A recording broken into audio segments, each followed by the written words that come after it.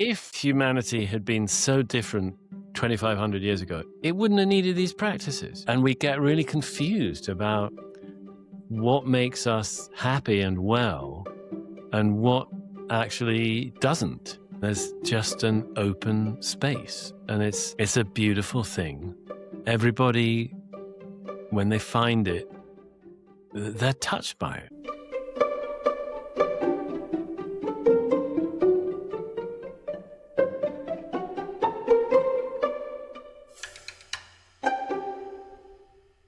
Welcome back to Humans in the Loop with me, Seb Knox-Airtoft. If I look or sound like the father of a newborn child today, that is because I am, but the podcast schedule waits for no baby. Thankfully, today's episode was recorded prior to the arrival of my daughter, and it features Henry Shukman, who is a Zen Master, a meditation teacher, and the co-founder of the Way meditation app. At a time when AI and technology more broadly is posing some challenging questions about the nature of what it means to be human, where we as people add the most value in the world. Is AI going to do our laundry, take our jobs, or maybe both? It felt like it would be an interesting conversation to delve into the wisdom that someone like Henry can bring. So without further ado, this is Henry Shukman. Henry, thanks so much for coming on the show. Great to be with you, Seb. Thanks for having me. So if I may, I'd love to start with Zen and perhaps to get your take initially on what is Zen and how does one become a master? Well, the master part, is just a technical designation that I'm very much still working on, so I can't really answer that question very well. But what the main thing about Zen, as far as I know it, and I have to just say there are different expressions of Zen, and I only know deeply the one that I know. But speaking about that kind of Zen, it's very, very simple. It's very stripped down. It's very bare. You don't have to wear any fancy robes. You don't have to. I mean, I have short hair because I'm mostly bald, so I keep my hair short. But it's not part of the Zen that I know to have a shaved head. What attracted me to Zen when I was a young man was that I really was in dire need of some kind of spiritual life, but I just wasn't going to go near religion. And meditation seemed to be like this premier activity that could help you have a spiritual life that didn't need to be religious. And of the various parts of meditation, I still think this is pretty much true to say none is simpler than Zen, because in Zen you just sit there. And you sit on, if you can sit on a cushion, great. If you can't, you sit on a chair or a bench, it doesn't matter. You just sit there and you kind of get to know your own experience more and more intimately, essentially. So you're really simply being with what's going on. And as you get to be able to be with it more and more, you naturally find discoveries about the nature of experience that would be probably very hard to find without doing a practice like being quiet and still on a daily basis. So that was another thing that I loved about Zen, is that it recognizes that we can experience our own consciousness in radically different ways from the ways we ordinarily do. You described a dire need for a spiritual life. What was that dire need born out of for you? Yeah, kind of desperation. I'd say in my early 20s, I was very unhappy, depressed, anxious. I'd also suffered from a chronic skin condition all my early life, which sometimes put me in hospital. It was a very severe form of eczema. And it was a very, very stressful thing to live with. So there was I was suffering a lot.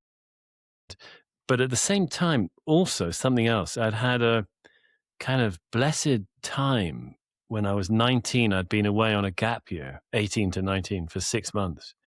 And during that year, or 6 months rather, away, I'd had a strange, telling moment when I was stone cold sober, and I suddenly found that my experience was just not what I thought it was. The me I thought I was, it was as if there was a completely different me that was all inclusive of everything that had been here all along.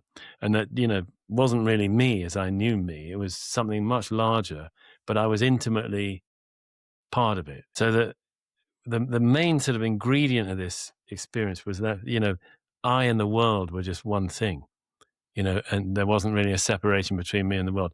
And the thing about that experience is that it just came out of the blue, and I had no knowledge or even interest in spirituality at that time. But it came with a real force of convincingness. I was totally sure that I'd seen something real about the nature of being alive, of being conscious, that I had never seen before. But it was so radically different, and it was so sort of, it had such a sense of, like, I want to say truth or reality to it, that actually it changed my life, really, because it was unforgettable. It faded, but it was unforgettable. And so there was this constant thing hanging over me in the years after that. It's like, what the hell was that? And what was I going to do about it? Yeah, I guess lots of people can relate to giving meditation a go, more and more through apps like your own and others out there. And people have increasing exposure to it. Many willing, well-intentioned participants set off to say, right, I'm going to start a meditation practice, and probably many, many more fall by the wayside along the way and don't stick with it. Or, so what is it you think that helped it stick for you? Yeah, two things I'd say. One is desperation. It was like my primary sort of lifeline. And I quickly found it was helpful. I was really lucky in that regard. By the way, I didn't start with Zen. I started with transcendental meditation. Well, I was a graduate student in London at the time. And TM was, for a student, it was pricey back then. But they had an offer on 90% off if you were a graduate student. And so I joined. You went every week in the evening. There was a small group, I don't know, maybe 10 of us or something, learning. And at the end of the week, they gave you, in a sort of ceremonial kind of fashion, which I didn't particularly like, actually, but they gave you your mantra. And you had this mantra, like a sound or a word you were going to repeat in your mind every time you did your meditation. And you had to do it twice a day for 20 minutes, or it wouldn't work. That was the sort of ground rules of TM. And I was desperate enough that I just did it. And I'm very grateful for TM. I did it maybe 5 years because it absolutely locked in a basically what's turned out to be, a long meditation, I was going to say a long life, but life's not over yet, but it's already been, long enough. I've had a couple of phases, like around when our first child was born, and then when our second child was born, I lost it a bit, but I've been pretty regular all these years, and whatever it is now, over 35 years. And it was like they just said, unless you're going to do it this way, twice a day for 20 minutes, why bother? Kind of thing. Yeah. And I bought it, and I'm so glad I did. And so I would say that's one element. But another was I had a couple of friends who did it. And that was so helpful, because sometimes we did it together. I knew they were doing it. It was just some kind of buddy on the path as well, who had already locked in their commitment. I think that made a big difference as well. And here we are all these years later. And, some people, when they are drawn to the spiritual path, should we say, in some capacity, there are those who go off into the hills to live their life as the recluse in the retreat or the monastery. And, they kind of disconnect from modern society, and that is one path. That is not the path you seemingly have chosen to take, being out there in the world, teaching, having an app, etc. So I'm curious how you've landed on this path and this version of a spiritual sort of teaching journey. Yeah, no, it's a great question. I would say, just from my own experience and what I see, it's really helpful to at least have phases when you are a bit withdrawn from the world. And I've done that many, many times, but always short term. Like the longest have been maybe 3 weeks. But there've been years when, I was 75 to 90 days of the year, I was on retreat, but not in one continuous block. This was probably another thing that attracted me to Zen, is that a lot of it is about life in the world. It's like you have your practice, your time, on the cushion or whatever, however you do it, your meditation time. But the idea is that actually the practice is simply not only when you're meditating. Yeah, the meditation time is crucial for regenerating, rejuvenating, powering your whole system and your practice, but you're trying to live it every moment, and that's the aspiration. Of course, it's not that easy to do that, but it's a worthy aspiration, and you can get thresholds you cross when it suddenly gets a lot easier for a while, to really stay kind of aware as you move through your day, and that's really beautiful. I mean, because what I've found anyway, speaking of myself, at times when I've been more in that space, my relationships are different, my work is different, my values, I'm able to live out my values more fully. And there's often just a kind of sense of gratitude that's accompanying me through the day. I know from experience it's possible to get that on a fairly consistent basis, for large stretches of time. So in other words, I'm saying, I guess, that from my experience is not actually contingent on being off in the hills in a sequestered monastic environment. And I have, a lot of respect for people who take that path.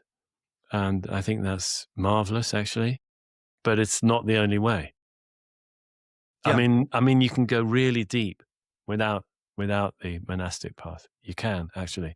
Some monastics don't agree with that, but that's okay. We can differ.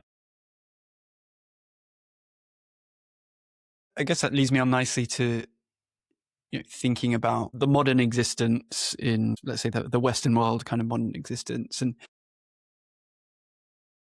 the question I sit with is almost how compatible is the modern life that most of us lead, very, very digital, very plugged in, technology enabled. How compatible is that life with the spiritual path and the essence of the core teachings of schools like Zen? Yeah, we're all kind of figuring that out, I think. Yeah. I mean, the first thing that I would say, if you could just give everyone a simple answer, Henry, then we'll be on our way, right? I mean, look, I always think, like, if humanity had been so different 2,500 years ago, it wouldn't have needed these practices. It's like the issues in Buddhism, they say there are 3 poisons that afflict us, and they're approximately greed and aggression or anger, and the third one is misunderstanding or ignorance or delusion, they sometimes call it. And those 3 things were active in humanity clearly 3,000 years ago, or whenever these practices, we don't really know when they began. It could be 10,000 years ago, but we know when they started to get formulated and written down. Yeah. Why were they bothering if they were also calm and clear and enlightened? It's obviously not new that we need something to get trained. I mean, they actually use that term in early Buddhism. They talk about worldlings who are untrained. who haven't trained their minds at all, who, in other words, who are still at the mercy of these three poisons. And they haven't detoxified from them. They haven't recognized them even. And it seems that it's recognizing something very common that we still all have, which is that we crave things, we hate other things, and that applies to things and people and places, of course, all. And we get really confused about what makes us happy and well and what actually doesn't. So I'd say the sort of core process of these practices, ancient though they are still totally applicable to us today. Yeah, does digitality and the whole, screen thing make a difference?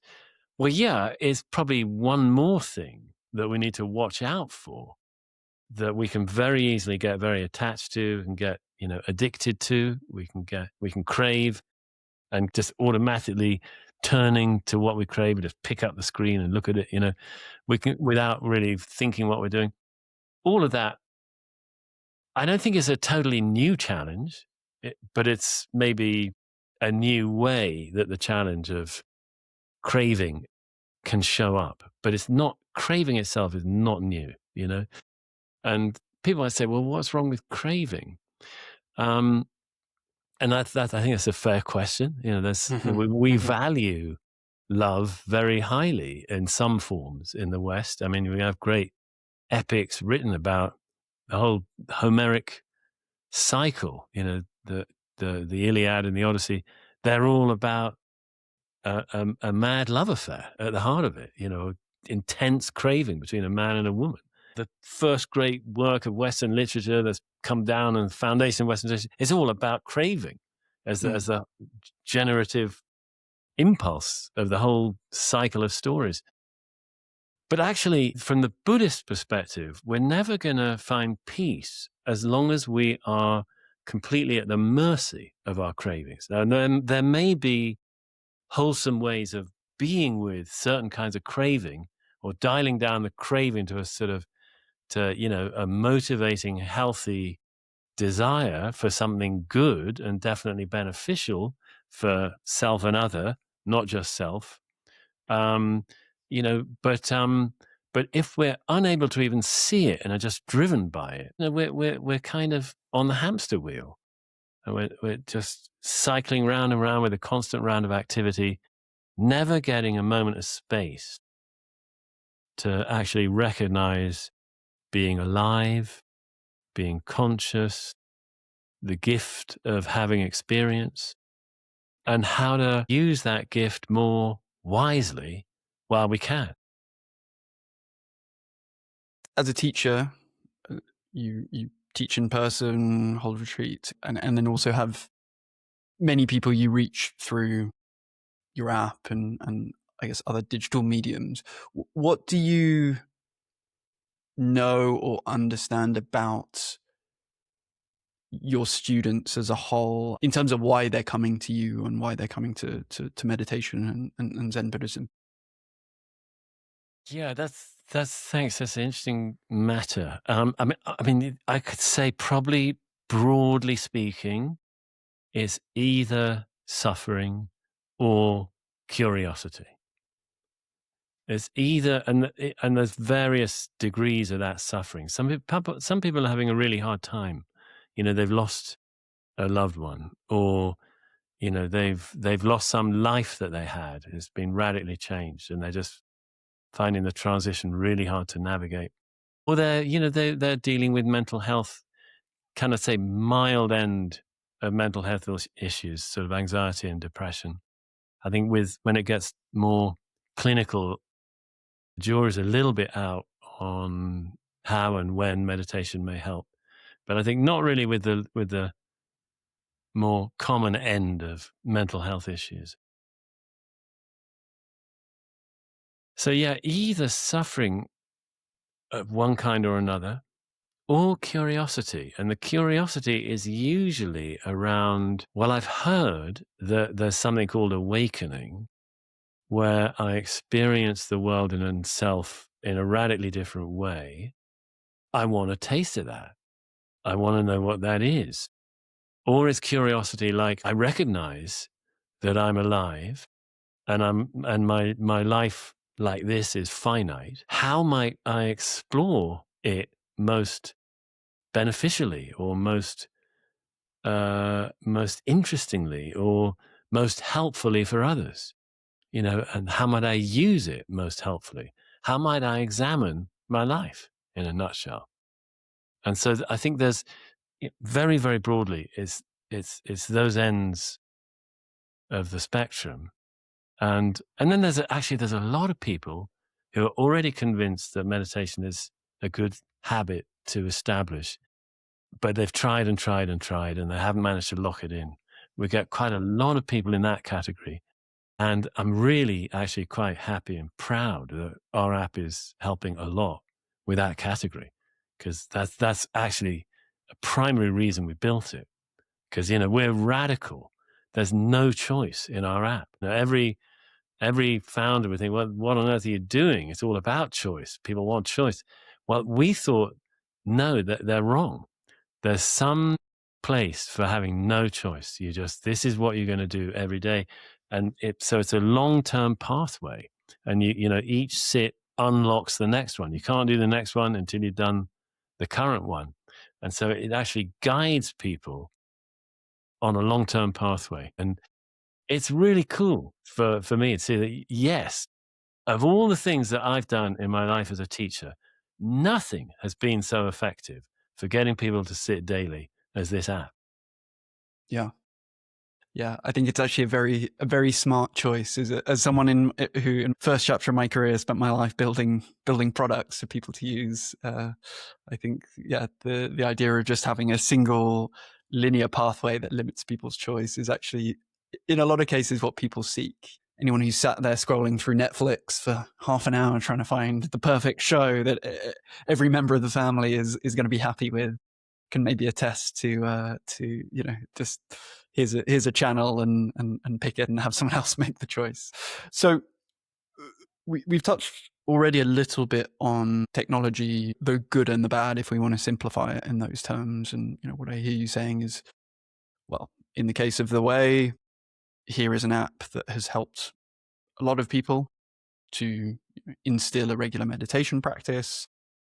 We've also already acknowledged the ways in which our technology can draw us in and can feed the mental patterns of sort of craving and aversion and these kinds of things that we fall into.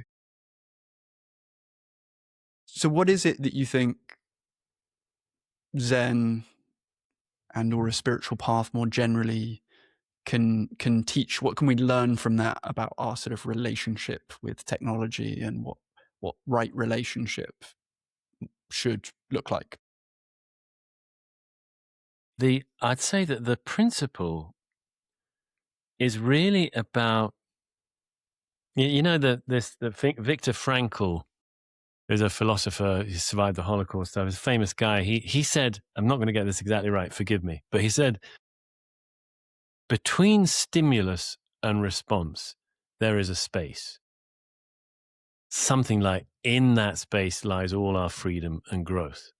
And what he meant, I think, was that, commonly we just get a stimulus and we respond to it, and there's no gap. We're just all the way through the day. There's a task and you do it, task and you do it. And the moment you've done one, you're on to the next one. If you have a moment of downtime, it'll be filled with thought. Thoughts come up. We just, we let them tell us what they tell us, and we have emotional responses to them. And some are pleasant, some are not pleasant. So we just go through the day, this constant sort of ticker tape of stimulus response, not recognizing and not really giving ourselves a chance to taste a gap. Meditation, it can give us that gap between stimulus and response. It's like what we're doing is we're unplugging, not just from digital media. We're unplugging from all activity. So as when we start to meditate, we'll be we've made the commitment, it's 5 minutes a day, 10 minutes a day, whatever it is, to just sit still, to stop doing activity. And usually our brains may be filled with activity while we're being still. A lot of thinking, thought loops, powered by emotion in some cases as well. So that's how it is. But gradually, we get better at noticing the emotions which we feel in the body. We get better at noticing the thought loops, what the mind is doing. And gradually, some of that over time starts to simmer down, and we start to get tastes of this actual gap, this space when we're present, we're still, we're quiet, and there's a gap in thinking, and there's just an open space. And it's a beautiful thing to get to know that.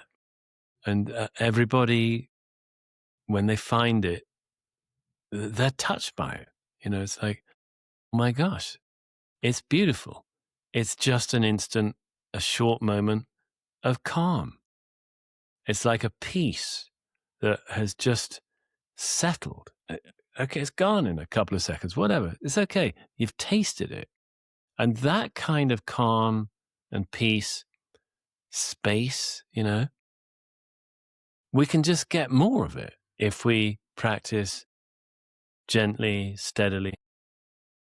And really, that's the thing that matters. Whether we're then going back to a screen or then going back to digging in the yard, if that's what we're doing that afternoon, it's the gap that is a kind of homecoming almost. It's coming back to oneself in a more meaningful or meaning-filled kind of way. You feel, I don't know, reconnected with something deeper about your life. You feel, would venture to say, more connected with some sense of purpose, maybe.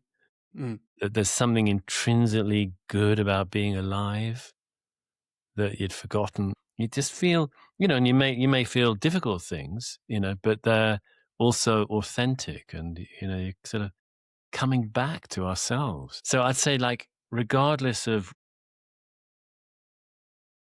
the place of digital media and digital, platforms in our life, finding gaps, space like that is just intrinsically valuable.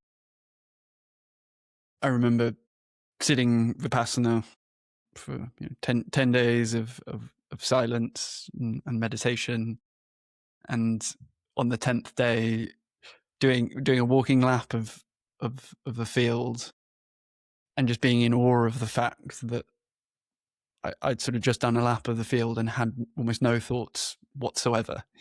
Just sort of calm, empty space. And that sense of connectedness and homecoming and just a simple realization. It was like a peek behind the curtain to, oh, this is how my brain could operate, And I think I knew in that moment, as I've known in many moments since, that my life is not destined, as most of our lives are not destined, to sort of live that side of the curtain every minute of every day. But there's something I find reassuring about knowing it's there, knowing it can be accessed, even if for a fleeting moment. Yes, I think that's a really sweet point. Thanks for sharing that. Yeah, just having tasted it, just knowing it's actually always here, even if we don't always taste it, is really reassuring.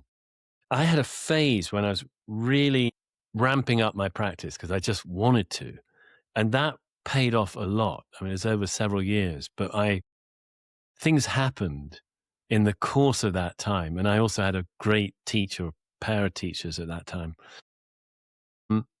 Things did sort of change for me in a way where that, great space didn't go away, for a long time, for over a decade afterwards. I could live with it present, all the time, basically. So that is an actual possibility, even in an ordinary workaday life. It is an actual possibility. And I'd always say in this practice, it's great to have aspirations, but you don't want to be striving too much to make them happen, because that'll push them away. But to have aspirations is great, Yeah, there's a certain I joke with some of my clients because there's a certain type A approach to spirituality, which turns it into the new sort of stick to beat themselves with. Of, well, I have to, this many, I've got to optimize it. I've got to do this many sets. I've got to get to this thing. I've got to get this accreditation. Or, so yeah, I think that's striving. I mean, that actually points to an interesting topic, and this is something I've wrestled with myself, which is this topic about ambition. Really, in my work, I work with predominantly tech company founders.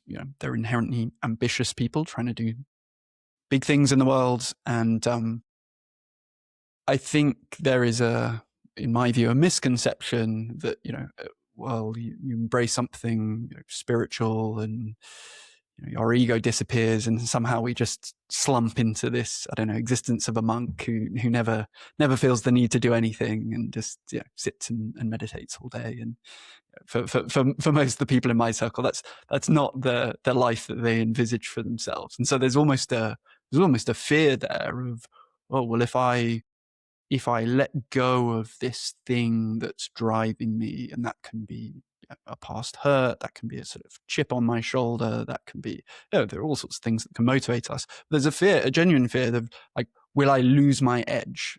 Is this the thing that is actually my sort of superpower that I need to hold on to, and the thing that drives me forward?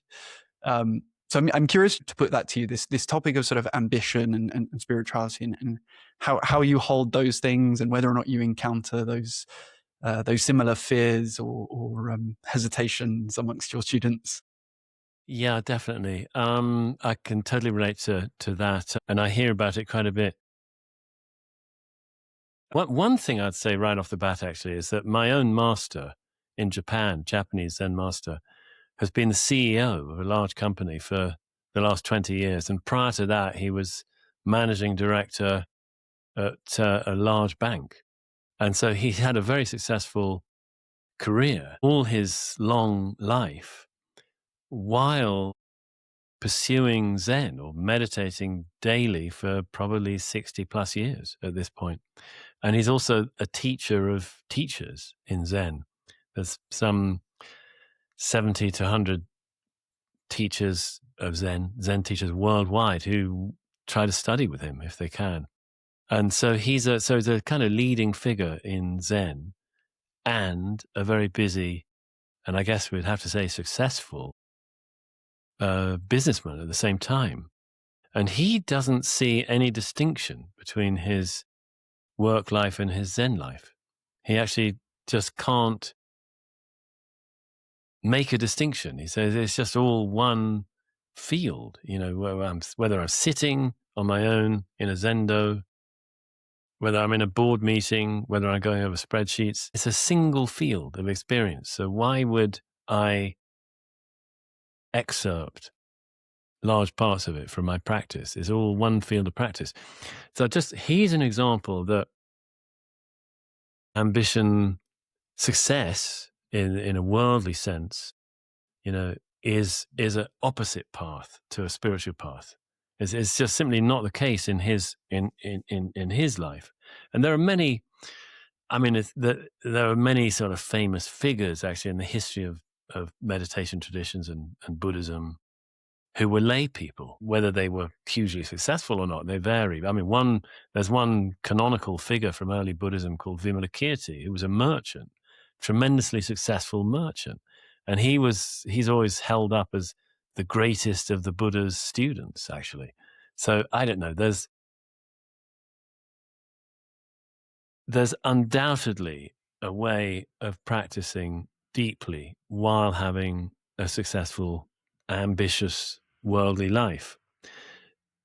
On the other hand, I don't know. I got this feeling that there's certain kinds of flavors of ambition that might not be so helpful, that might be so kind of colored by craving and resistance or aversion, that somehow they're getting in the way of our practice, or they're getting in a way, they might get in the way of a wider opening to our practice. That we might find that there's some, I mean, we'll know when we're practicing, our practice will tell us, but we might run up against particular forms of craving that are flavoring our ambition, that until we see through them, we'll keep bumping up against them. But our practice will sort of tell us. Because I think not everybody's ambition is the same. I know people who are ambitious, but it's not really wrapped up in a craving to prove themselves or something. They're just really enjoying work and seeing something flourish and helping it to flourish. And there's a deep sense of purpose there, especially if they think that what they're building is a really positive thing in the world, and they have no hesitation or qualms about that. Then it might just be this really healthy, positive form of ambition. If it's got sort of flavors of, I need to prove myself. This must work out, and I'm gritting my teeth, and it's maybe that's something that practice will want to take a look at. Will ask us to take a look at.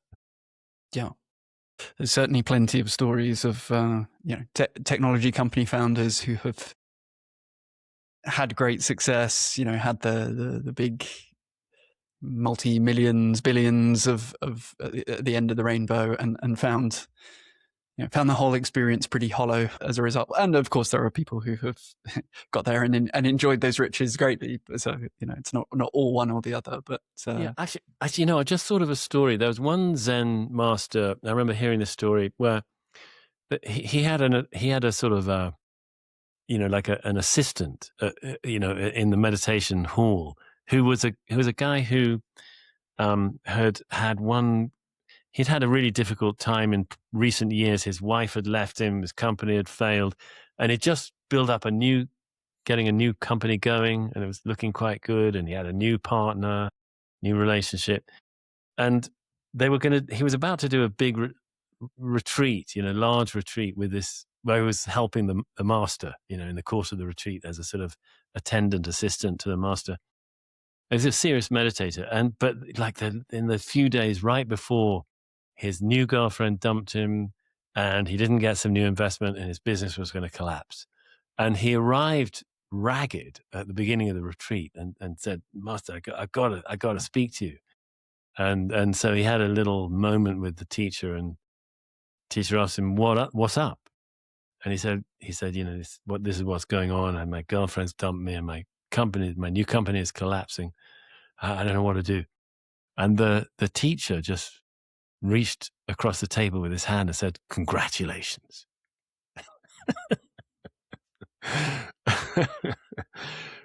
So there may be a place for some kind of release, relinquishing of some flavors of our worldly aspirations. But it doesn't mean we have to drop out altogether, but some different approach where we're less tightly clinging might be a great relief to our system and very helpful for our spiritual lives. One topic we haven't touched on yet, and I'm almost hesitant to do so because it feels like the topic of the world right now is about AI. And I guess as a spiritual teacher, I'm interested to get your thoughts here, because as a technology, it is posing many interesting, difficult questions about the nature of, or what does it mean to be human, and what can we do that uniquely that technology can't, and other people at the real kind of having existential crisis about, do we even have value in the world? Are we going to be slaves to the machine? So yeah, I'm just curious as to if that's a conversation that seems to circulate in the world in which you move, and any of your thoughts on the challenges that the AI is posing for people. There's some confusion, I think, between intelligence, consciousness, and self, sense of self. I noticed, like, I loved that Alex Garland movie. I've forgotten what it was called, where there's this beautiful AI robot, in a hideaway in New Zealand or something like that. Do you know what I'm talking about? I've forgotten what it's called. Oh, is it Ex Machina? Is it Ex Machina? No, Yes, yeah. yes, exactly. Yes, exactly. So that in that movie, they totally conflated those three things as if they were one thing: intelligence, consciousness, and sense of self. They're not one thing. So that's the first thing I'd want to just really lay out. That obviously we're seeing that it's possible it's possible to have some kind of intelligence without consciousness. The calculation capacity, problem solving capacity, those can exist without consciousness. The evolutionary philosopher Daniel Dennett, he talks about the bird that pretends to have a broken wing in order to lure a predator away from its nest where its fledglings are. Is that bird thinking, consciously, I'll do this thing to lure it away? Or is it just, well, I would say absolutely not. It's just there's a genetic coding for it to do that under those circumstances that's been passed on down the generations, and the birds that did it survived and reproduced. So he calls it, there's competence without comprehension. So that you could say that's a sort of problem solving technique right there, method right there. It's a competence, but there's no comprehension in it. So where am I going with this? So there can be problem solving, there can be intelligence without there being consciousness. There can also, and this is critical, there can be consciousness without sense of self. This is one of the big things that you discover in meditation if you stick with it, is that your sense of self is something that arises. It's basically a set of thoughts, a set of stories about me that arises within a larger context of consciousness. And to discover that is immensely liberating, because we're all so identified with our sense of self that it's hard to believe that there could be any space between awareness and sense of self. But actually, there is. And to be less identified, to notice that, wow, I don't have to cling to this sense of me.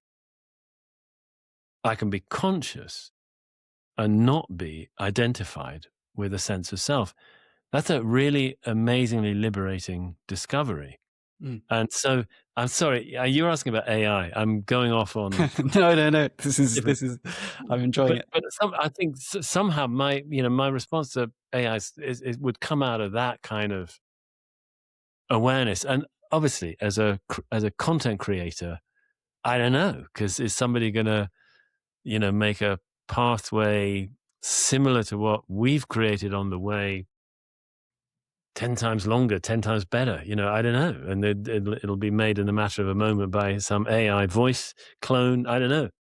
I mean, I think there's always going to be, I can't imagine a really good AI massage therapist. I think Yes. that's going to be a really hard thing to get to. I think massage therapists have got a few years of work ahead of them still, I would say.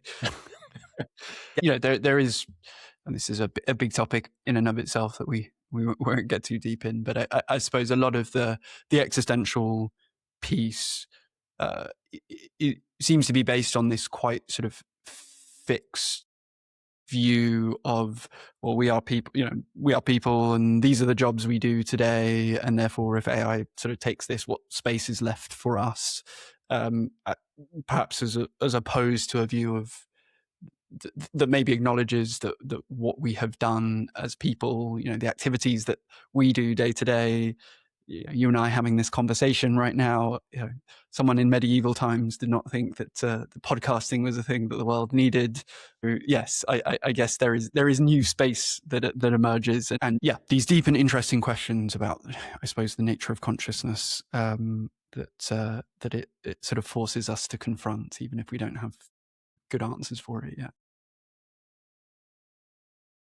I usually ask guests a question about about the future, about their sort of optimistic view of the future. When you look ahead to the future, what is it that you're optimistic about? Yeah. Maybe we could think of it as sort of inward technology or Mm, something like that, because mm, I do think that the path of meditation can bring a lot more ease to an individual, a lot more peace, and a lot more love. And so I'm very hopeful that, because meditation has been spreading in an insane way for the last 30 years. But when I began 38 or so years ago, it was pretty fringe and niche, a little bit weird. It just isn't now. It's mainstream. Not only that, but some of the insights that come from meditation that are kind of at a deeper, more existential level about the nature of our interconnectedness, the nature of our shared consciousness, the nature of the self, the sense of self being more contingent than it appears to be, so that we're actually able to drop into a greater sense of a kind of interbeing, as one famous Zen master, Thich Nhat Hanh from Vietnam, used to call it, interbeing, that we don't exist so independently. And the more we discover that, the more we feel compassion, the more we feel love, the more we feel connected.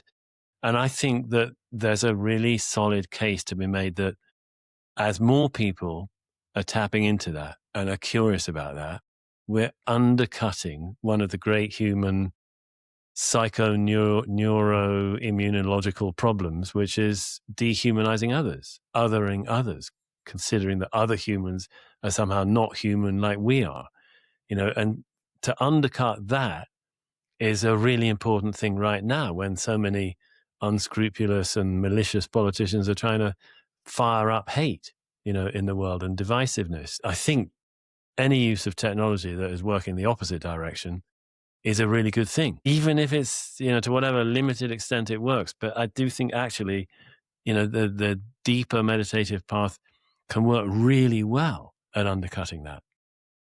So I'm hopeful. I'm hopeful. Beautifully put. Beautifully put. Well, Henry, I'll bring us to a wrap there. I just want to say deep gratitude for you coming on the show, and thanks for sharing your insights and your wisdom. Thanks for having me.